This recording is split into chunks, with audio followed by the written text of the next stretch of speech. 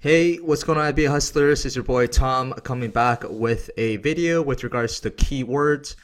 I actually just finished recording this from start to finish, and when I was playing it back, I realized that my microphone was on mute, so there was no audio.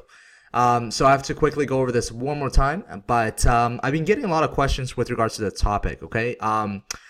And it's with regards to keywords. I think the most important thing about keywords when I was starting Amazon is how do I make sure that I can include the most important keywords somewhere in my listing, so aka keyword research, and where to put these keywords, and how does this whole keyword thing work at the first place. I covered, step 2 and 3 in the other video that I did with the owner of WordTree. So I will link. You'll see this link to the video somewhere here. So give that a watch. But today I want to talk about how to make sure that you are not missing any important keywords in your listing. Okay. So I've been absolutely loving this tool, and it's been so awesome. It's so easy to use, and I can't really say enough, good things about it. So I'm going to show you guys what I mean, and I'm sure you guys are going to be able to see the value as well, okay? And I don't know where my cat is. He's meowing everywhere. But okay, anyway, so this is what's going to look like when you first log in, okay? This is kind of the home button, home page, and what you want to do is you want to click on New Keyword Report, okay? By the way, I'm going to include a link down below so you guys can click that link to access WordTree. But once you click on New Keyword Report, what you want to do then is you want to put your own ASIN. So we're just using a dummy ASIN here. It's fine, a garlic press. Put your own ASIN in here. And when you are generating, let's say, a brand new listing, you don't have an ASIN yet, you can just use really any of your competitors' ASIN. So that's step number 1. Number 2 is you want to put up to 10. ASINs of your competitors in here. Okay, so number 1, 2, 3, 4, 5, 6, 7, 8, 9, 10. You want to make sure that these are your direct competitors, and you want to make sure how I do them is I put the top competitors from number 1 to 10. It doesn't really matter with regards to the order necessarily, but I do like to put the top competitors, and you can find the top competitors by using something like Viral Launch or Viral Launch Market Intelligence or Jungle Scout, and just kind of quickly run through a scan of this. So I only put 6 because I got lazy, but you get the point. You should definitely put 10. Once you put 10, you are going to get something like this, and you just want to click next. So that's the confirmation. Then this is the report that it generates after 5 to 10 minutes. It's going to send you an email saying the report is done. Click on that, and it's going to give you this. I like to sort by relevancy score. It's exactly what it sounds like. It's how relevant this keyword phrase is to your listing. It also shows the search volume score and the monthly search volume. So these two are obviously correlated. You don't really have to look at this. I think this is the better way to go. So you can sort by monthly search volume, but notice something interesting here, guys. Notice that just because like this one has 111,000 searches, but it has less relevancy than something like this.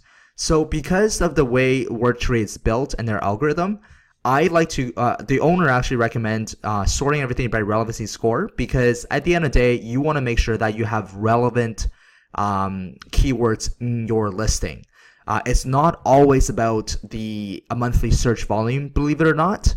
A lot of the times that, you could have a competitor up there, ABC Peeler, and they would have a lot of monthly search volumes, but you don't necessarily want to be ranking for that keyword, right? Because if someone types in Nike shoes, they're not looking for Adidas, they're looking for Nike, right? So I always like to go off of relevancy score, and it also gives you the daily giveaway units.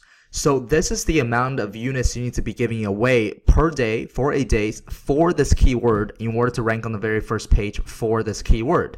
I've done videos on launch strategies and more in depth, how do you drive traffic to this keyword, etc. everywhere else on my YouTube. So just, take a look at that, or take a look at my Facebook page. So I'm not going to go into that. The next page here is you want to import your listing. So you can click on here and then we'll just pull all your listing here, or you can just, copy and paste. We'll have your title, bullet points. This page, you have your product description. Here's the subject matter. Here is the backend search term. The subject matter is very similar to the backend search term with 5 lines of 50 characters each.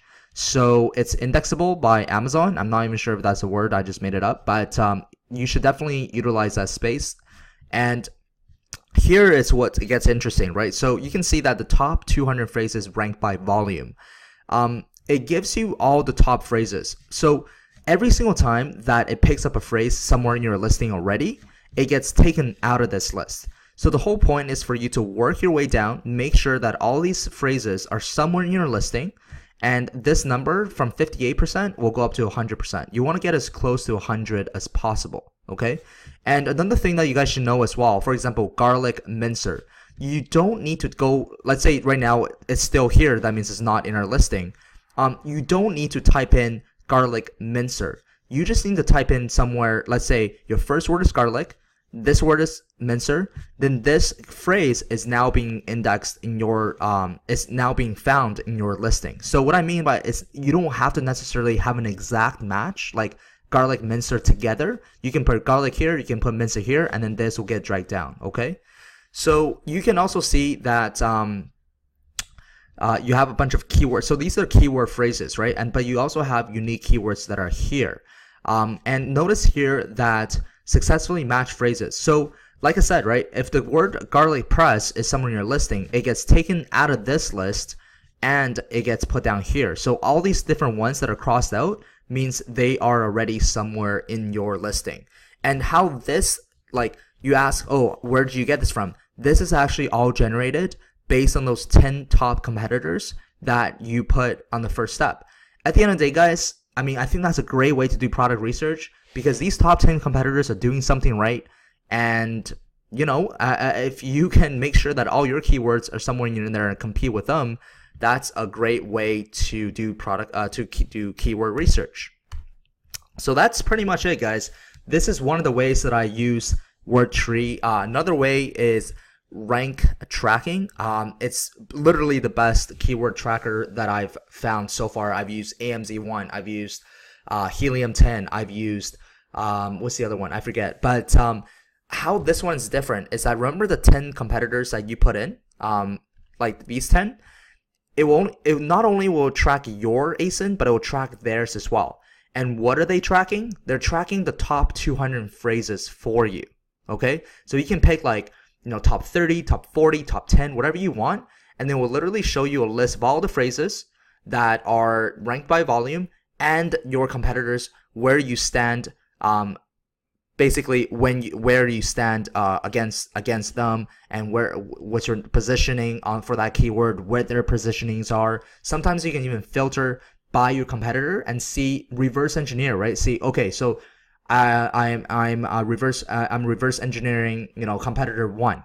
Competitor 1 is currently ranked on the first page for garlic mincer, for garlic press and slicer, etc., etc. So it's an awesome tool. I'll include a link down below. I would strongly recommend every single one of you guys to check this out. There are other tools out there, but as far as, I've tried other tools, and this is by far one of my favorites right now. But I am going to be trying out another tool called seller.tools.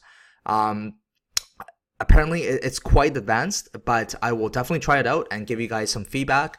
And let me know if you guys like this kind of content where I'm talking about tools and services and my honest opinion about these. Again, guys, I would not promote any tools that I do not use. Second, that I don't see value for the community, because that is way more important than promoting some shitty tools, because there are a lot of them out there. A lot of them are very outdated. As you guys know, Amazon literally change every month, every 2 months, every 3 months, so tools should definitely keep up as well. So yeah, let me know in the description below if you like this sort of videos, and I'll definitely do more of those. Thank you guys very much, and hope to see you guys soon.